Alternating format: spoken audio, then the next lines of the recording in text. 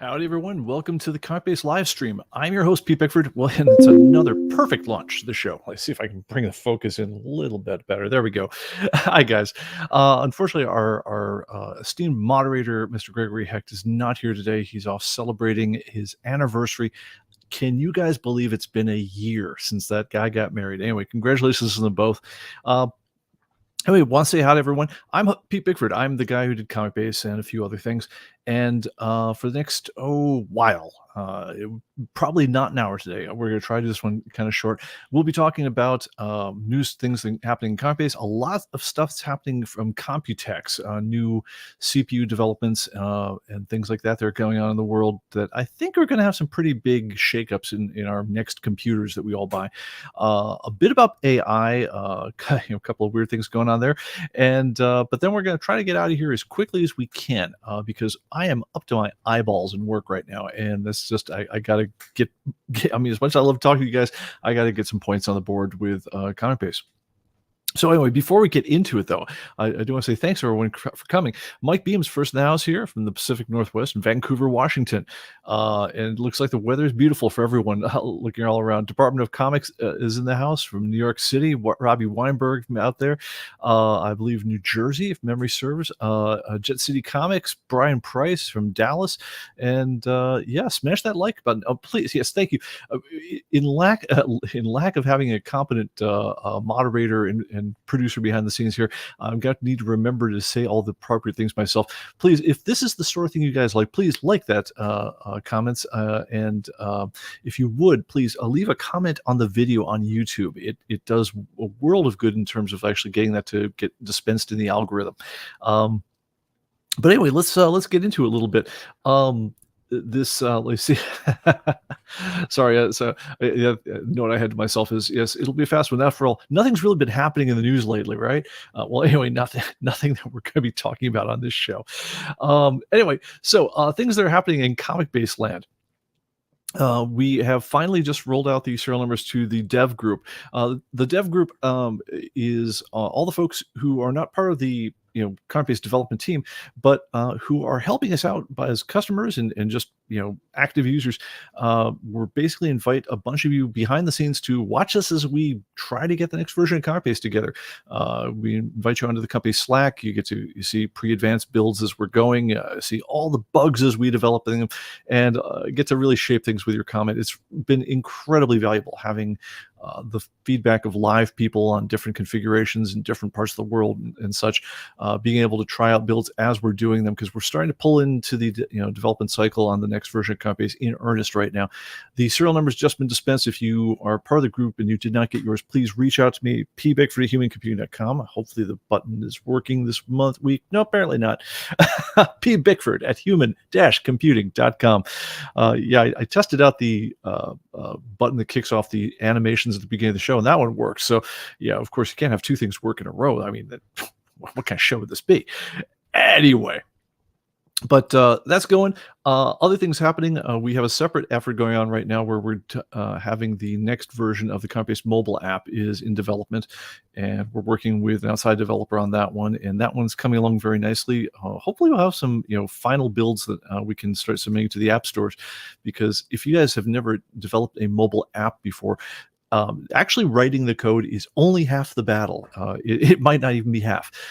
Getting it approved by the app stores, who particularly Apple one, who seems to enjoy rejecting apps for no particular reason. Like, we did not like that the button there linked to your website is one of the bigger ones.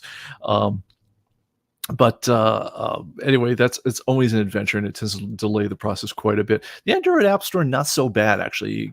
That one, sometimes you can post it and it's up and live and ready to be used by the world in 3 hours later. But the Apple App Store is always an adventure, depending on how surly the reviewers out in Bangalore or wherever the heck they are feeling that day. All right, but anyway. Other things that are going on, we have our speakeasy show, ComicBase After Dark, and I'm kind of wondering just if I can get a general feeling from the crowd, if there's interest in doing it either this Thursday, as in tomorrow, or next Thursday. If neither of those days are good for people, I guess we can push it out a bit. But this is the show where you guys get to be part of it. It's not just me talking; it's all of us talking around. It's think of it as after hours at the comic shop with a bunch of guys with drinks in their hands, just chatting about whatever the heck is on our mind. And it's been too long since we did one of those. They're a lot of fun. We tend to do them out, late. We do them over on Rumble so that we are kind of censorship free from the YouTube algorithms and such. And if you guys are cool, just let me know. Just again, either post a note in the chat with your preferences, or send me a note at pbickford@human-computer.com, and I will send out invites as appropriate. Tomorrow is technically free for me, but I feel like it's very short notice. So I guess all things considered, I would lean towards next Thursday, but let's see what y'all think. All right, so let me see here. Department of Commerce says, is a Slack or an email? So the development group team is basically, we invite you into the company Slack. There's a special channel we use just for chat amongst all the people involved with the build. And like I say, if you're interested, send me an email, pbickford@human-computing.com, and I'll send you an invite and we'll get that going. All right, and let me see here. And seeing some people saying next Thursday. Okay, so let's aim for next Thursday. I'll try to make it official as soon as I can next week. Rumble only lets you schedule these things 24 hours in advance, but I'll try to put things out on the message, the website, to confirm that up. All right, so other things happening in comic news, very important. According to the Thinking Critical podcast, Tim Sheridan will not be writing for DC Comics anymore. Apparently, he rage quit. Tim Sheridan, most known as the person who he did some work on Teen Titans, but most famously of late known as the force behind Alan Scott Green Lantern, the comic that had the Golden Age Green Lantern cruising the docks in the 1940s as a gay man, picking up tricks and having basically God say, "Oh no, what you're doing is awesome." So yes, he apparently does not feel that he was sufficiently supported by DC Comics. He's very mad about that, and that's just terrible. Anyway, so over in computer news, if you guys have been paying attention to our last show about how to run ComicBase on, on your Macintosh using Parallels, and if for any reason you feel that you need a copy of Windows 10 or Windows 11, even the Pro editions, PC World, if you go to PCWorld.com, is running a sale. I just saw it right beforehand, where they can hook you up with a legitimate license for $24.99. So if you're in need of a spare copy of a legit copy of Windows 10 or 11, and if you're going to do that, definitely get the Pro version. But $25 is a steal. So I would just, if you're in the market, definitely go ahead and grab it. I have not seen any deals on Parallels itself, although I do believe if you download the demo and then just kind of hesitate for a few days, awfully good chance they send you a $25 off coupon, which reduces the price to effectively $75. But hopefully it's a tip for you guys. And thank you for everyone who gave us help and reached out to us about the Mac running ComicBase on your Mac segment. Seems like that one went over pretty good. So good to go. And let me see here. All right, I'm just gonna leave the comments without comment. By the way, I saw that speaking of AI, there is apparently a new feature out on YouTube. I'm not sure how long your stream has to be to qualify for this, or how popular this was. I saw this for the Nerdrotic broadcast, which, if you guys have not seen Friday Night Tights, it's not a bad way to hang out and just against very much the chatting with your comic geeky kinds of friends. But a guy named Gary Buchler, aka Nerdrotic, runs that one. Worth checking out. But anyway, as they were doing their last show, apparently Google has a new feature that, as it will basically parse the comments as you're going, and when you're coming to the show later on, it'll have a little pressy at the top that says what people seem to be chatting about, and it's AI, so of course it's comically bad, but interesting, man. I'm turning around, I'm seeing AI every dang place I go. Sometimes it's just marketing, a lot of times not. I'm sure all you guys have noticed that if you go and type anything into pretty much any search engine at this point, the first thing you get is a AI-ified review of what they think the search results represent, which is kind of like getting information from your semi-knowledgeable, semi-crazy friend. It's one of those things where, like, just ask any question at all on your search engine, and it's like 80% right, 10% not right, or 15% not right, and 5% absolute batshit lunatic crazy. But AI is definitely getting it's definitely the black hole sucking up all the energy of the tech world at this point, as witnessed by in I want to talk a little bit about what's coming out of the tech world, in especially Computex, which is the big chip conference where all the different manufacturers talking about what their big plans are for the future. And for the first time in, like, I don't know, 5 years, it's actually worth paying attention to this stuff, because all of us, whether we've been on the AMD side or the Intel side or whatever else, I mean, probably the most interesting thing that's happened in the last 10 years is that Apple decided to do their own silicon, based on an ARM kind of feature set. But beyond that, you just had Intel, which is slowly grinding away, trying to make things a little bit faster, trying, often failing in order to shrink their die size and up the speed ever so slightly, and add a few more cores here and a few more cores there. They switched a little bit ago to say, okay, well, we clearly can't seem to run full sized CPU cores. We can't cram that many onto the chip, or whatever the problem was, or they couldn't feed it enough juice to get them going.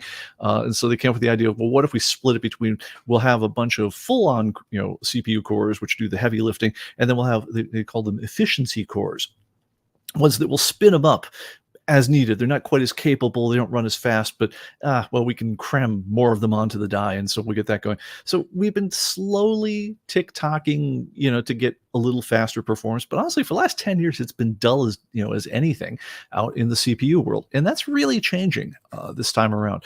So running through the basic list of things, and I'm gonna flip over to the other screen here and see if we can.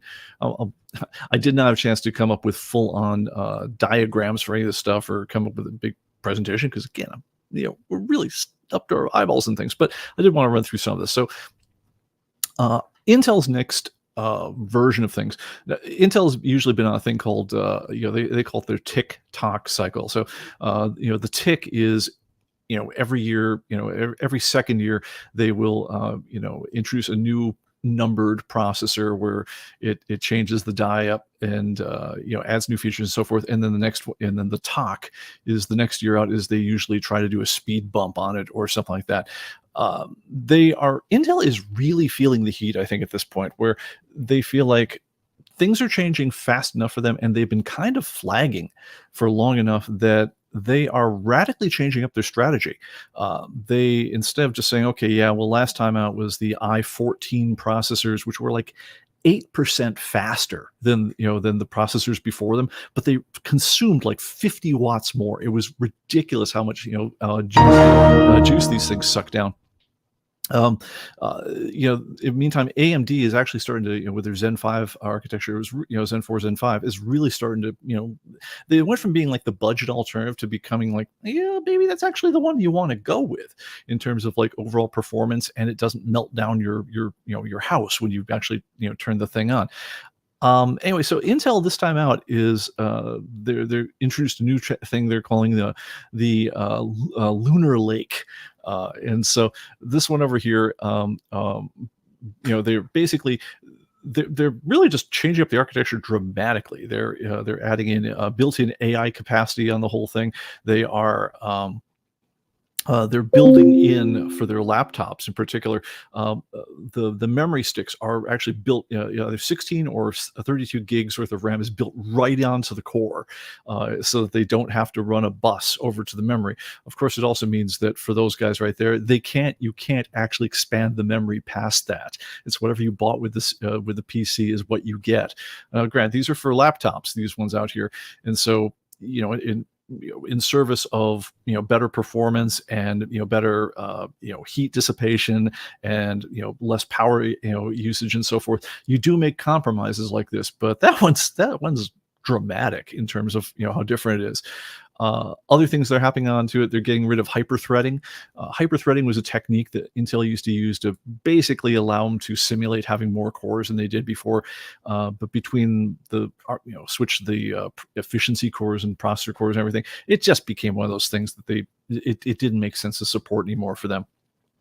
Other things that are interesting about this. So Looks like these ones are going to be shipping in Q3. So these are their laptop chips.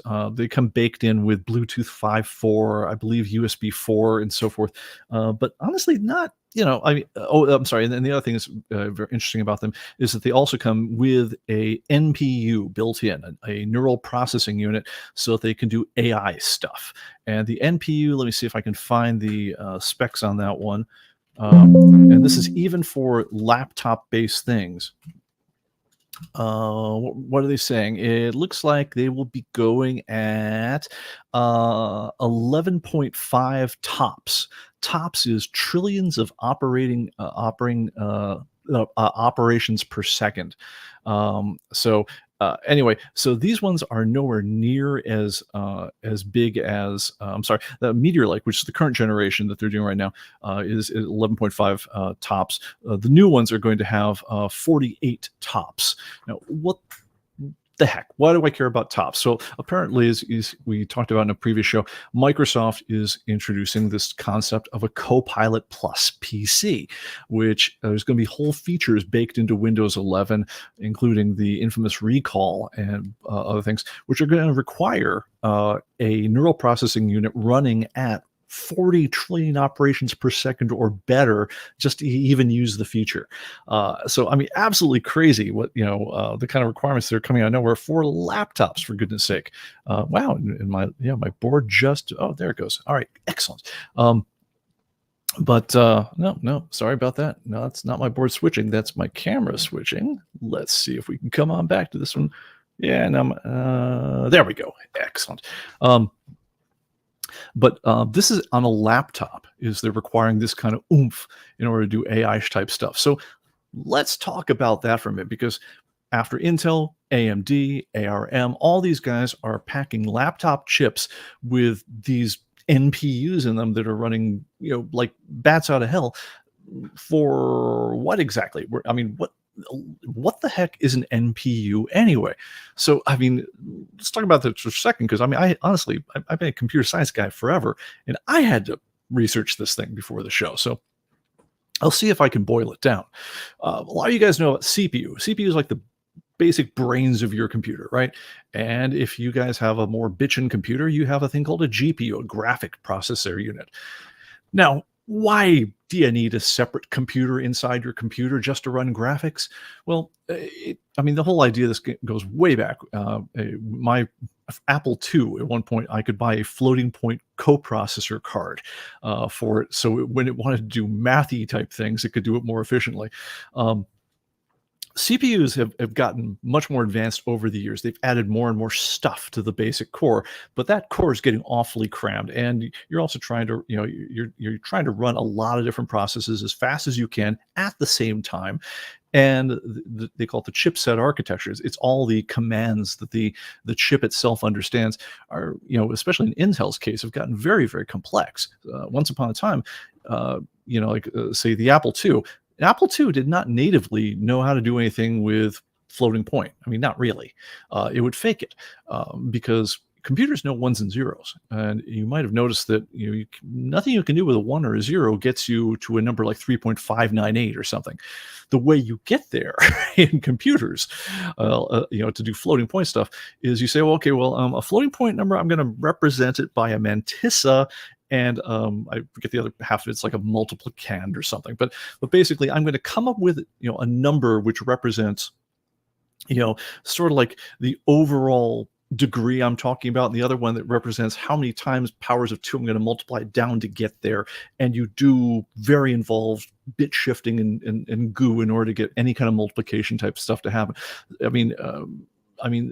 Just natively for computers, they hate floating point stuff. Ones and zeros, big fans of those. Integers, even, that's just a bunch of ones and zeros hooked up to each other. But even the idea of a decimal number is a little bit alien, which is also why computers can't. You always have to kind of set your precision. You have to say, well, okay, if I want to give you a number like, how many, and it's going to be like, 3.1415829, whatever else. How many digits did you want me to be accurate to? Because it's important, because I'm not writing out the whole digit. I'm only going to do the little two-part thing and represent it somehow, which is why after about 5 decimal places, you'll notice on computers that rounding occurs, which granted, we all get through our life pretty well on 5 decimal places worth of accuracy, but you have to do special stuff on computers if you actually want anything past there to be accurate. And famously, for different points, Intel really, really wasn't. And so they'd have calculator applications where you'd give them 2 plus 2, and the answer would be 3.998 or something. Anyway, this is all ancient computer science, but kind of the idea is the CPU is think of it as the CPU as your genius math professor, right?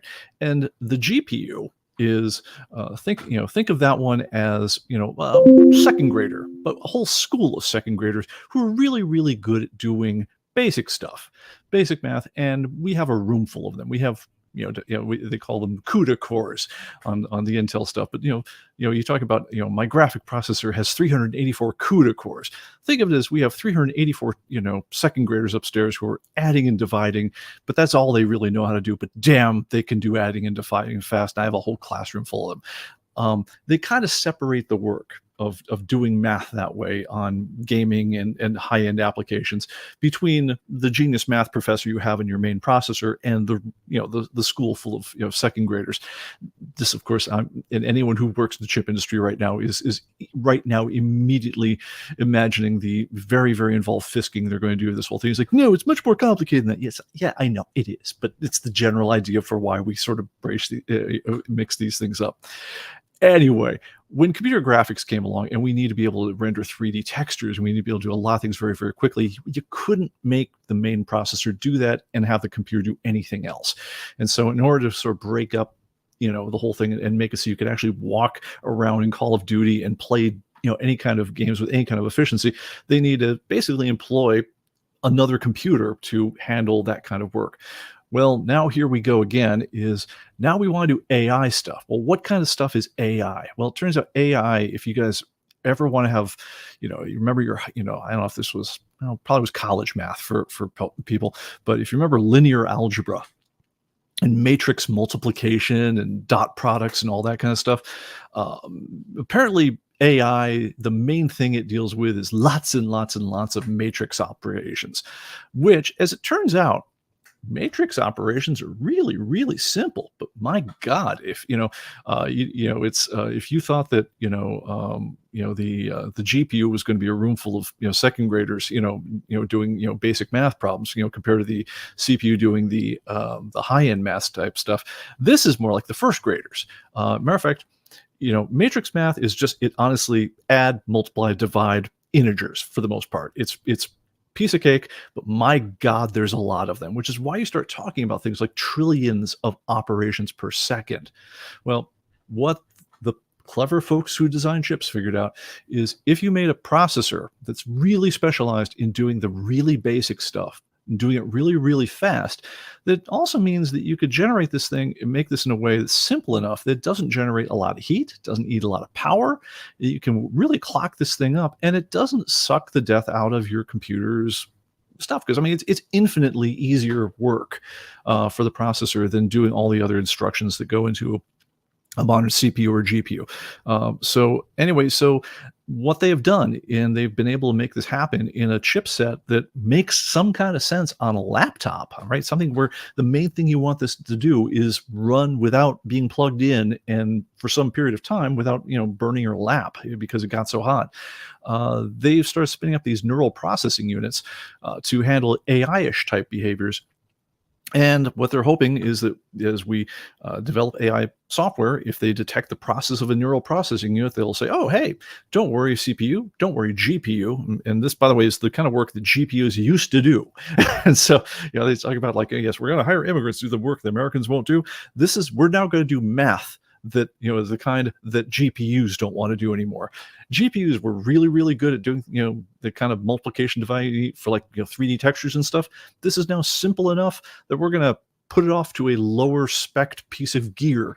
And so we can free up the time on both the CPU and the GPU. And that's how we get things like trillions of operations per second. Well, anyway, the folks this is probably a good time to introduce the concept of underpants gnomes. So if any of you guys know South Park, there was a episode in the first couple of seasons. I think they've reappeared since, where they just discovered that there were just underpants gnomes who were stealing everyone's underwear and hoarding it just for reasons, because it's South Park. At one point, the kids all corner these guys, and basically comes up, like, guys, why are you running around stealing everyone's underwear? And they have this mountain of underwear, and they say, wow, we have a genius idea. And it's like, okay, what's the genius idea? Well, it comes in 3 phases. Okay, all right, what are the 3 phases? Phase 1 is we steal everyone's underwear. Okay, steal everyone's underwear. Okay, and phase 3 is we profit. Okay, all right, what's phase 2? What? and that's kind of the same deal here. It's like, yes, we're going to do this thing, and somewhere at the end of it, it's going to be awesome.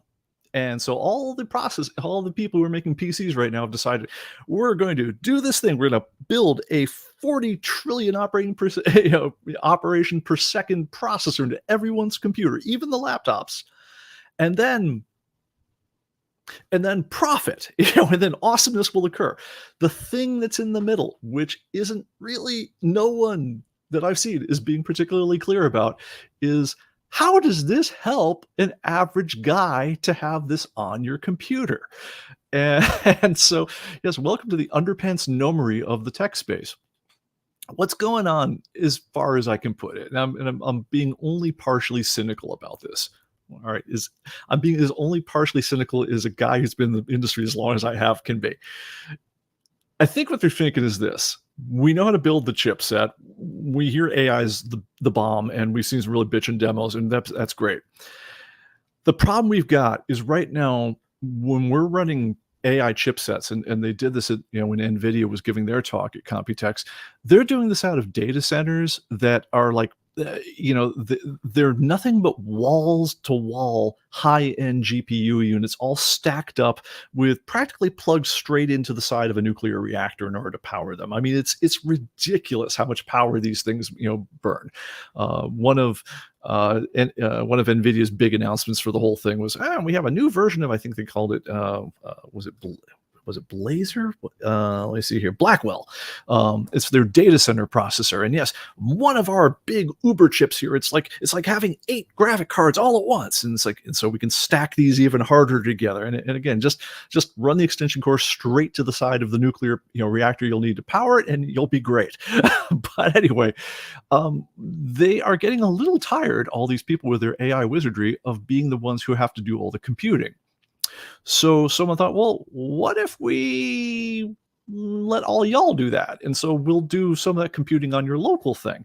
And this makes sense. I mean, if you took everyone's computer on the world, and if you somehow were able to make it so only some of the stuff had to happen in their data center, then presumably it's more scalable. You can do more cool things with the world.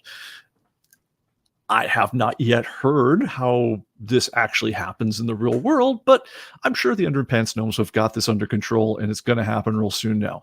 But and when they do, I'm sure they'll let us in on what happened. But anyway, that's the plan. And so they're building all this. I mean, the one thing I've heard that they've come up with that is an actual consumer-facing application for this whole thing is that weird recall thing, where everything you've been looking at, seeing, every 5 seconds on your computer will be remembered for months on end, and then you can feed it an AI query. This is something like, hey, I was watching that video on how to use a car foam cannon, and what was the type of foam they were recommending I should put into it, for washing my car.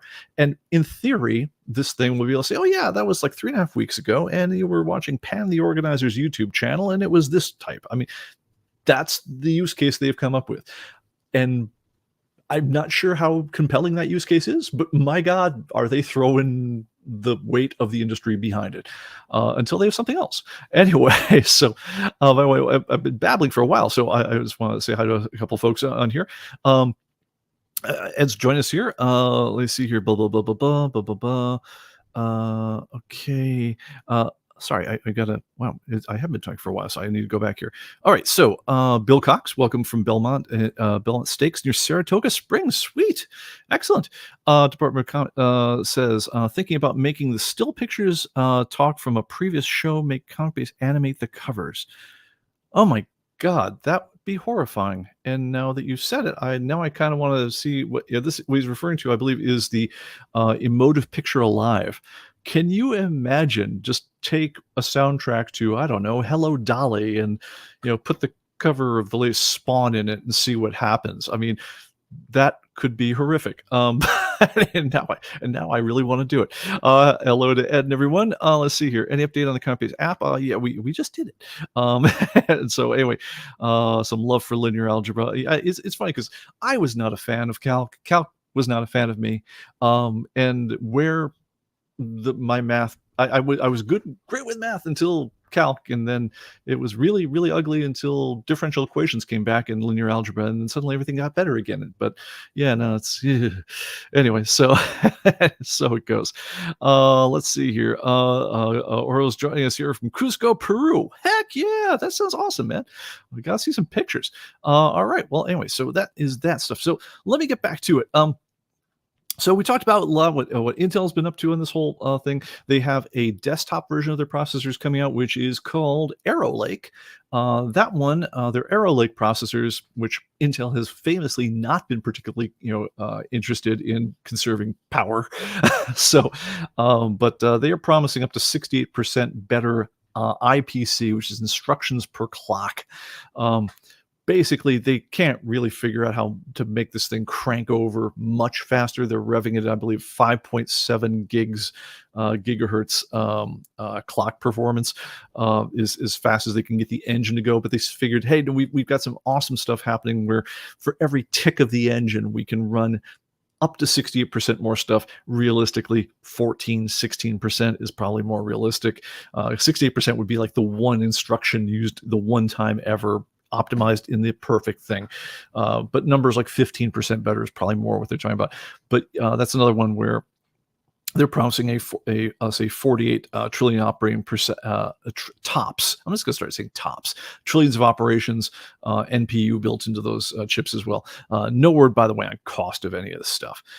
Anyway, AMD. So if you're an AMD fan, and I'm getting to be, I've been an Intel guy for 20 years probably, but honestly, what I'm seeing from AMD lately is making me really reconsider. And by the way, whenever we do ComicBase demos, we're demoing them on an AMD little mini PC, the one that was $280, and it's doing damn well especially for a little $280 machine. They have a new machine chip out called the Zen 5 Ryzen 9950X. 9950X. It's a 16 core, 32 thread, 5.7 gigahertz boost clock. They also are claiming 16% better instructions per clock. They're using the same socket, so if you've been building your own machines, you, in theory, could plug it in, although motherboard people are saying, yeah, not so fast there. There's all sorts of weird timing issues we're going to have to work out. But, the chip will fit, and presumably it will fire up. That one's launching in July, no pricing again, and they claim it will work on 50 watts less than the last one, which is unheard of from Intel land. They are going to introduce a bunch of new motherboards to go along with it, which are going to come with USB 4.0 standard and generation 5 PCIe 5.0. Checking my notes here. Nice thing about USB 4, if you guys are following along with that stuff, and it'll come to the tech question at the end, is USB 4 nominally runs at 40 gigabits per second. So that's actually pretty fabulous, especially for something that is backward compatible to my current peripherals. So rock on. Give me more of that stuff. AMD is also launching new Ryzen laptop processors, because again, laptop is a thing. They are, of course, going to support AI. They promise 50 tops for their NPUs. There's a bunch of specs on thread, a little less fast on the overall clock, 5.1 gigahertz, but and a lower one that goes only 5 gigahertz. But again, no pricing announced, but presumably fairly cheap. Now, ARM, the folks that have been kind of the darlings of the whole AI thing to this point, they were the guys with the Snapdragon X Elites that we were talking about beforehand as part of the Copilot Plus PCs. They were the first out of the gate really to have a neural processor that would run fast enough to do what Microsoft has planned for this whole thing. They didn't really make real hardware announcements past what they've been doing a month or two ago with the Microsoft Build event. What they did say is, we think we can get 50% of the PC market by 2029. And Qualcomm, well, to be fair, is a partner for ARM. Said, "Oh yeah, no, that sounds completely plausible. We believe that. Whether you believe that, place your bets accordingly. And if you make money in the stock market, just remember you heard it here first." All right. Anyway, let's get on to something that actually has a visual I can show along with it. NVIDIA, we talked about beforehand, as a new server processor called the Blackwell. Um, it's their data center processor. NVIDIA has been having one hell of a year. I mean, for that matter, hell of a couple of years. But when I moved out of California, the kids who bought my house were like, they were like kids, and they suddenly was like, "Wow, where did you kids get this much money?" And the answer is, "Well, we work for NVIDIA. They gave us stock." And I'm like, "Well done, kid." It's like, but anyway, if they held on to that stock, I believe it went up something like 25 times since then. So hey, what the heck? Yeah, that's pretty great news for NVIDIA.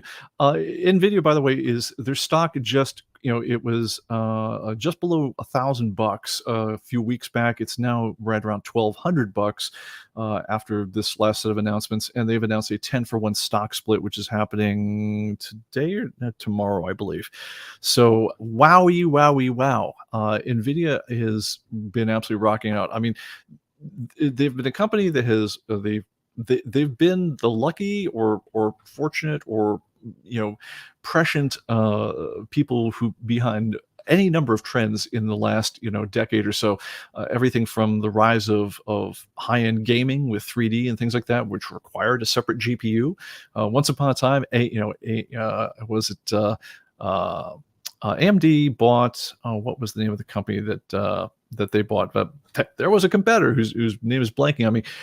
But then they got rolled into more or less the AMD line of things.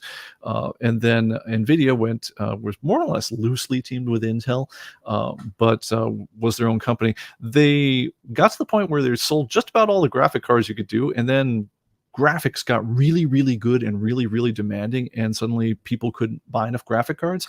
And then right when that was getting old, crypto came along, and suddenly it turns out that all those little cores that they have built into their little computer inside a computer, turns out you could set those little second graders up, if they weren't multiplying and dividing 3D textures. Turns out they were really good at doing the kind of operations you need to evaluate crypto chains and do things like that. And you could do crypto mining. And so again, the whole trick is you have to do it on someone else's power for it to make a lot of sense. So if you could do it and tap into the neighbor's electricity, you made money.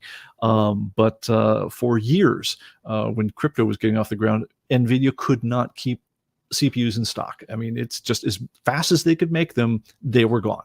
And right as that's starting to wind down, all of a sudden AI hits.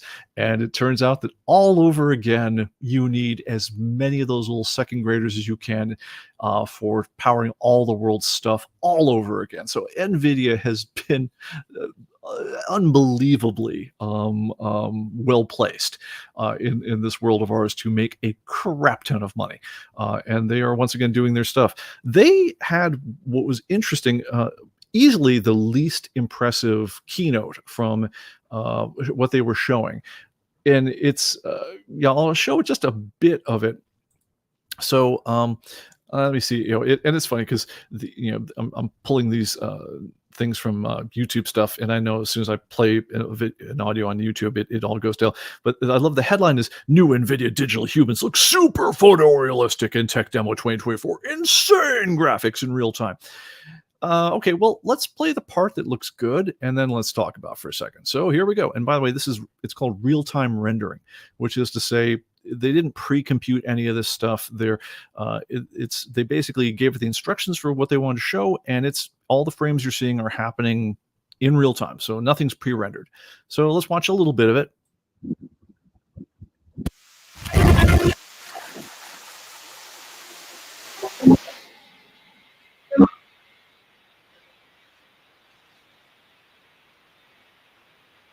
All right, and I'm going to say that first 2 seconds you saw is the best of the bunch. It's it actually gets worse from there in a big way. So, I mean, you sit there and say, okay, yeah, that's nice skin texture. I could believe that I'm looking at the close up of a person. Nothing about the way anyone moves is the slightest bit realistic. And by the time we zoom out to like the skin shots here, it just looks like I'm looking at maybe a 3D model. Yeah, we've got some clay models that do things. Ooh, we show fire going around. And then suddenly we're showing anime characters. I mean, this is, you know, this is like, okay, it looks fine, but it also looks like, graphics from 5 years ago. Um, and then it kind of gets worse from there. Here's where they introduce their digital humans. And this looks terrible. This looks like 2008. This is, I mean, it's higher res than we had graphics for back then. But look at the eyes, look at the skin tones, look at all of it. None of it looks real. Everything about it. This looks like Fallout 3. These kind of graphics over here. I mean, this is from 10, 15 years ago. These kind of demos. Everything about this is uncanny valley. So they in their tech demo, they were positioning this as if they're like, "Oh, this is like the future of gaming, guys." And it's like, "Have you played any games in the last decade?" No, this is like the distant past of gaming. And again, it's like, look, if we were having this talk in 2005, I'd be like, "Oh yeah, great graphics, man." But it's not 2005. Okay, oh, by the way, that person is an actual person. Um, but she's talking about the whole thing. Then we introduced the concept of we're going to have digital humans and digital assistants. So, yeah. So, and this is still the idea of we're going to render this guy, and this is your game. This is, I mean, this. I'm trying to think of what this reminds me of. It's not Phantasmagoria, but I mean, this again.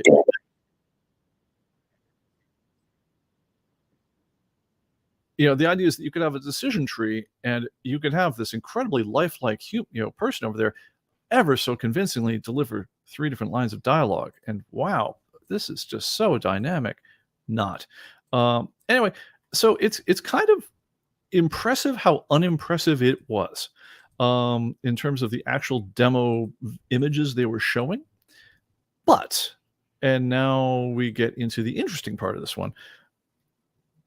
This is all part of a NVidia initiative. The Digital Humans is like one of their many legs of initiative called their Omniverse. And where they really see this going is the idea of putting digital human characters in that we can just roll up, and you set a bunch of sliders. So this is like creating a character, rolling up a character in like a Bethesda game. This is what kind of eyes you want here, what, how far spacing of the nose bridge do you want, the cleft below the nose, how pointy, how thin the lips are and so forth. So you adjust all these things, and suddenly I got a digital guy, and then I pair it up with some kind of AI system, expert system for recognizing speech and doing my task domain. And suddenly when I roll up to the drive-in over at Burger King and they ask for my order, well, suddenly I don't necessarily need to talk to a human anymore, do I? And honestly, given the quality of the local Burger King's drive up, instead of going as instead of that one, in theory, I can have a smiling manga person sit there and say, "Oh hi, you're Pete," as I can see from your license plate or the presence of your app or whatever else. It's like, "Would you like your usual order?" I'd be like, "Yes, please." And then they'll try to sell me fries to go with it, and nowhere else. And when they're all said and done with, asking me for order, they will say, "Okay, great, just drive forward to window number 2, and we'll have it ready for you." And the person I've been talking to the entire time on a screen will have been a digital character. It'll be creepy and weird as hell. I'm sure it'll be, I'm sure it'll be somewhat friendly. Using very basic customer relation management type stuff, again, including the special. "All right, would you like to try our special blah blah blah? There was 2 for 2 for 5 this week." I mean, I'm sure they'll do all that stuff. What'll happen inside the store is the person, the teenager who would have been taking that order is, instead of working the drive-through, she's available if you need to talk to a supervisor. So if I sat there and just start speaking gibberish at it, or it couldn't understand my order, or did that say, oh, I'm sorry, let me get a supervisor to help with that one. At that point, they would then ping the human, and then the human would get on their headset and say, oh, hi, can I help you with her? And then they would take the order that way if something went wrong. But for all the other orders, the way it would work is that a slip would simply roll off the counter or appear on a screen over at order fulfillment, and there'd be a person, to hand it to me out the window, the person who would have been taking the order and the money, whatever else. And instead, it'll just be done automatically. You guys have also noticed that in this realm of rampant inflation, things like that, fast food has gotten notoriously kind of expensive lately, and you'll notice that even McDonald's is sitting there saying, well, hey, all those stories about the $18 Whopper was it Big Mac meal, those are fake. That was just the one restaurant. It's it's not really a normal deal. It's 12 and a half, but it's the 18 was just the one place. But make sure to use the app to get the best deals. Well, the reason they want you to use the app is because if I pre-order on the app, I've now done the work of the ordering. The order just rolls off, and again, I'm taking away the job of that person who used to be taking the whole thing. You've taken my money already over the app. You don't need to do change and things like that. So basically, what's going to happen is that one person who used to be one person taking your order and handling the initial type stuff like that, grabbing your money and so forth, that person's gone. That person's now just working at the second station. So for the cost of relatively low-end AI, we're just going to see those jobs go away. And Gavin Newsom over in California, where he just mandated those were all going to be $20 an hour. The obvious thing that happened to those jobs is happening in a big way. Rubio's Tacos, I think, just the other day, just announced they're closing another 50 stores and so forth. But the store either goes away or it runs with way less people. That's just the economics of the situation. And this is where you're going to see a lot of this omniverse type stuff actually appearing in life. Now, as far as what the underpants gnomes of the world have in mind for us, as far as the rest of all this AI processing capability, I don't know. It'll be interesting to see where it comes, where it all goes. Already, we're seeing a lot of generation, like at this point, you guys, if you've been around the web, have already read any number of articles where you're sitting there going like, the voice on this article, it's probably accurate, but it just doesn't sound like a human. And you realize it has a certain kind of tone. And yeah, a great many articles are now just being ChatGPT generated, and especially if they point to the products that they want you to go out to, and they count as Google links and things like that, you're basically just getting a big AI generated linking of products and placements, stuff like that. It's all part of one big ginormous, as they say, web. And expect to see more and more of this stuff. If you're a journalist, or you're the kind of guy who used to write, listicles and things like that for $50 an article and things like that, it sucks to be you right now. Is because what'll happen, what is happening right now on a big way? Because just browsing around the web, I see this, a dozen times every week, is you'll come across articles again. They were just obviously generated by a bot or by a AI prompt, and expect this to go around more places than you can ever imagine. But anyway, the latest of these I wanted to show just very briefly was, and I've not had the guts to actually do this yet, but on this very show, this is the submission. This is just a screenshot of the submission dialogue and screenshot. So, I'm talking about, it'll be a fast and usual live stream. Join a frazzled Pete Bickford, the latest ComicBase news, as well as roundups of speedy new offerings, etc. Right. So that's my description. It's public, and there's a thumbnail. Now, the thumbnails for us are, they're generated by, everything by a lovely guy named Mark Castaneda, who's kind of our staff artist, and also one of our content editors. He's an old timer here at ComicBase. And I just said, hey, I just want a certain kind of a thing, and he uses his amazing human powers and came up with the thumbnail that you had for this week's show. But I noticed there's a new option that appeared this week of create with AI. So had I chosen to, I could have had StreamYard try to come up with the AI for this episode. And I might try it in the future. I have not done it yet. What it does, if you actually push that button, is it shows the name of the episode, which is ComicBase Livestream 173. what is it called? Something fast or something. Um, and it just shows that. But apparently, what it does is it'll go through all the video that went through the live stream afterwards, pick out some images that thought were awesome, composite the title of the whole thing, and generate into what ideally is a very wonderful and compelling thumbnail to illustrate the whole mess. Like I say, haven't used it yet because I think in this particular case you have to have done the live stream in order for it to generate the thumbnail for the live stream.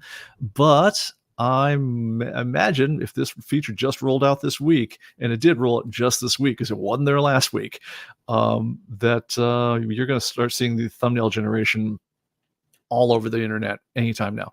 By the way, it turns out, and you'll notice this is one of my self-sabotaging behaviors, is the tried, true, and tested thumbnail that you will get if you're a content creator to get people to click on your link consists of a controversial headline right there, and the creator's face on camera making an expression like this.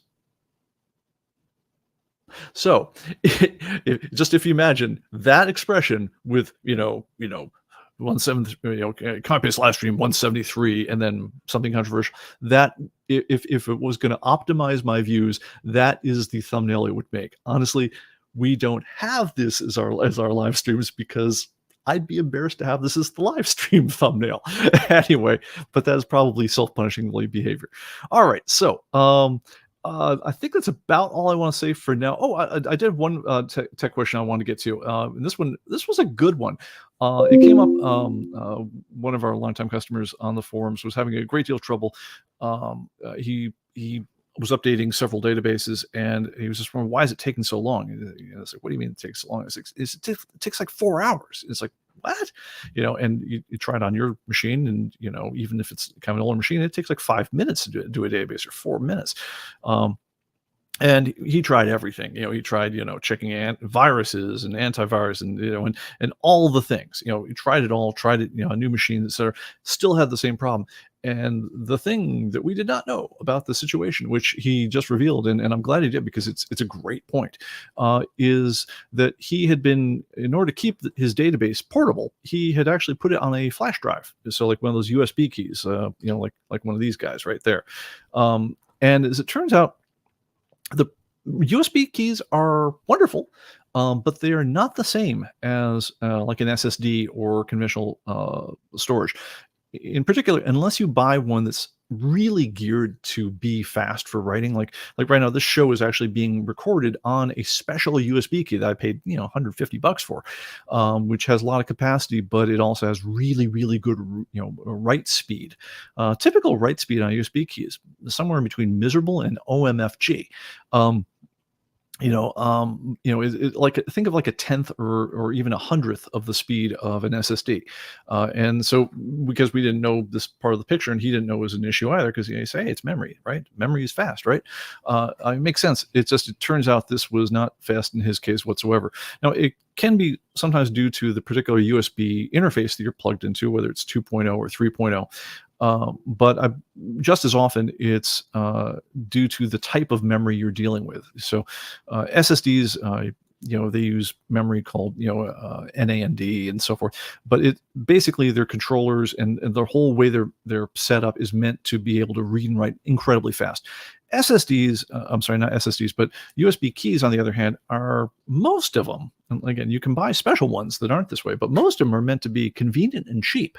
And if they can also survive a trip through the wash because you've forgotten and left them in your pocket, that's a bonus.